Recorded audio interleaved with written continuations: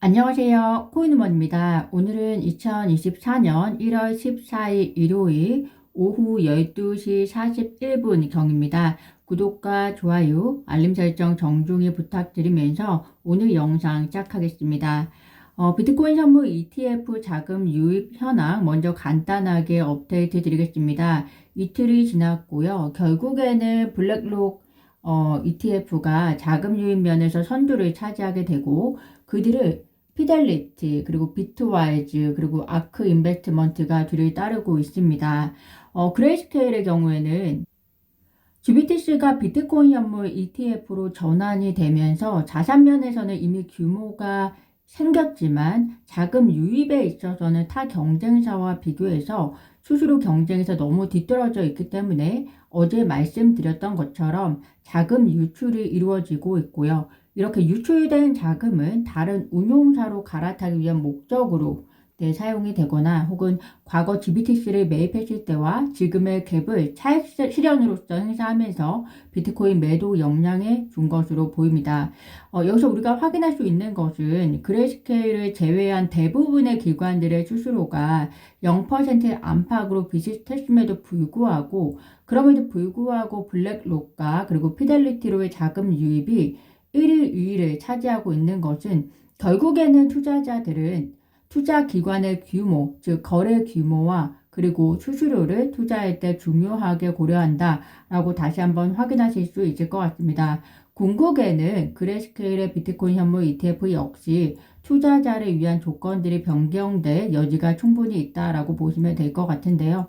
새롭게 창출된 시장에서 선점 효과가 중요한데 그레이스케일이 이 부분을 어떻게 극복해 나가는지 흥미롭게 보시면 좋을 것 같습니다.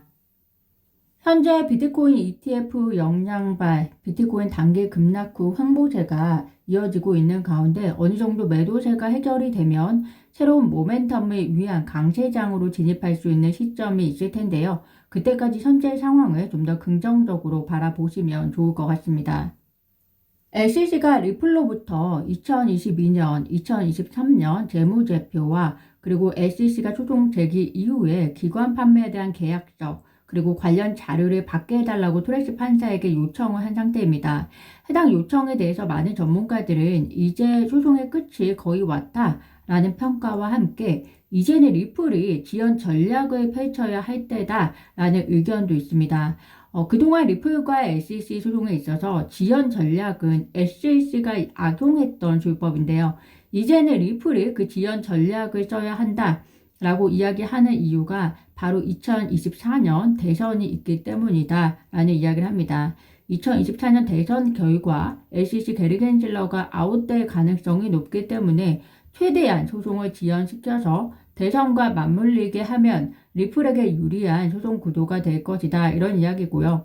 개인적으로는 이 말도 어느 정도 일리가 있지만 대선의 결과가 어떻게 될지 그리고 대선으로 지도자가 다른 정당으로 바뀐다고 해도 그 지도자가 정말로 암호화폐에 대한 정책을 어떻게 펼칠지 알 수 없는 상황이기 때문에 이러한 리스크를 안는 것보다 구제책 단계가 끝나기 전에 중간 시점에서 리플과 SEC가 합의 구도로 가는 것이 가장 바람직하지 않을까라는 개인적인 생각이 듭니다. 분명히 이번에 SEC가 토레스 판사에게 리플로부터 받아야 하겠다고 한 자료도 사전에 리플과 오고 간 내용이 있었을 겁니다. 아마도 SEC는 이보다 더 방대한 자료를 리플에게 요구를 했을 것이고 리플은 여러 합리적인 이유를 대면서 거절을 했을 텐데요. 결국 SEC가 이 두 종류의 자료는 받아야 한다는 생각에 토레스 판사에게 구원의 손길을 요청한 것이다 라고 생각이 되고요. 이렇듯 앞으로 남은 단계들, 즉 SEC가 실제로 구제책 관련 브리핑을 하고 또 이 브리핑에 대해서 리플이 반론을 하고 이런 과정 사이사이에 결국에는 리플과 SEC는 합의의 길이 아직도 여전히 남아있기 때문에 비록 최종 판결이 초여름에 난다는 전문가들의 의견들도 있지만 지금부터 4월까지 합의 소식이 어느 때라도 나올 수 있다는 점도 염두에 두시면서 소송 진행 상황을 면밀히 보시면 좋을 것 같습니다. 코인베이스와 SEC 소송 업데이트 드리겠습니다. SEC가 코인베이스를 미등록 증권 및 서비스를 판매 그리고 제공했다고 해서 기소하고 나서서 코인베이스는 그 기소를 기각해 달라고 법원에게 요청을 한 상태입니다. 그리고 현지 시간으로 1월 17일 법원은 청문회를 진행합니다. 물론 청문회에서 판사가 판결을 즉각적으로 내리지는 않습니다. 그렇지만 청문회가 중요한 것이 청문회에서 판사가 제기한 의문이나 멘트들이 향후의 판결에 대한 힌트를 얻을 수 있는 계기가 되기 때문인데요. 코인베이스 소송이 중요한 이유는 우리도 잘 알겠지만 암호화폐와 관련 서비스의 관할권과도 관계가 있고 또 관할권과 관계가 있기 때문에 현재 진행되는 서비스들이 지속이 되느냐, 스탑이 되느냐도 관계가 있기 때문에 결국에는 암호화폐 시장에 변동성을 가져올 수 있는 사건이라는 점입니다. 그래서 한 법률 전문가가 법원이 청문회 이후에 내릴 수 있는 판결을 몇 가지로 정리를 했는데요. 같이 공유를 드리겠습니다. 첫 번째 옵션은 판사가 코인베이스가 요청한 SEC 기소에 대한 기각을 거부하는 겁니다. 이는 가능성이 매우 높아 보이지는 않은데요. 이를 위해서는 SEC가 코인베이스를 기소한 주장이 굉장히 합리적이라는 것을 보여주어야만 하겠죠. 어쨌든 기소 기각이 실패하게 되면 리플과 SEC 소송처럼 약식 판결이 가능할 때까지 1년 이상의 시간을 통해서 양 당사자의 치열한 다툼이 예상이 되고요. 일단은 기각이라는 소식 자체만으로 다시 말씀드리겠습니다. 기각 거부라는 소식 자체만으로도 암호화폐 시장에는 불확실성으로 인해서 아마도 부정적 영향을 끼치게 될 것으로 예상이 됩니다.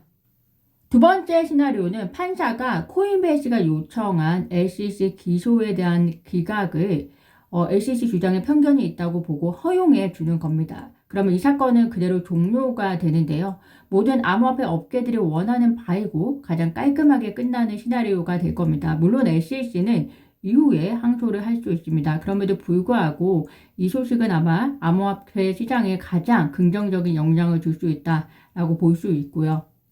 세 번째는 판사가 코인베이스가 요청한 SEC 기소에 대한 기각을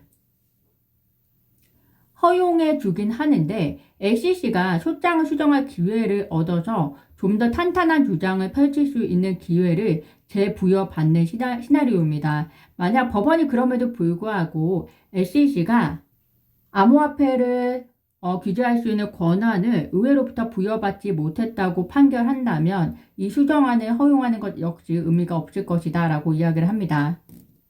마지막 시나리오는 판사가 13개의 암호화폐 토큰과 관련된 SEC 코인베이스 기소 기각 요청에 대해서는 허용하지만 스테이킹 서비스에 대해서는 거부하는 겁니다. 잘 아시다시피 SEC가 암호화폐 거래뿐만이 아니라 스테이킹 서비스에 대해서도 코인베이스를 기소했기 때문에 판사가 이 두 가지를 나누어 판결한다는 것으로 이해하시면 됩니다. 저는 개인적으로 이 마지막 옵션이 될 가능성이 있지 않을까 생각이 드는데요.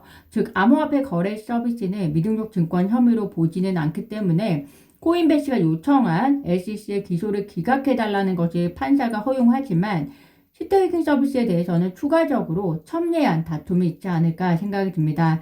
즉 스테이킹 서비스를 가지고 이것이 투자 계약이냐 아니냐 다툼이 있을 텐데요. 어떻게 접근하는지 관심 있게 보시면 좋을 것 같습니다.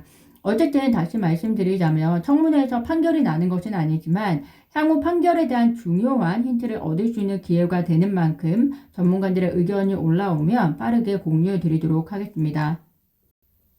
리플 관련자에 의하면 리플이 CBDC 15개 벤더 중에서 1위를 차지하고 있고 그 뒤로는 스텔라, 마스터카드, i3가 뒤따르고 있다는 소식과 함께 베트남 중앙은행이 베트남 국내 및 국제적으로 국경 간 결제를 위해서 XRP를 통합하는 것의 타당성을 검토하고 있다는 소식도 나오고 있습니다. CBDC와 국경 간 결제에 있어서 리플의 사업이 계속적으로 확장, 발전하고 있다라는 소식을 공유드렸습니다.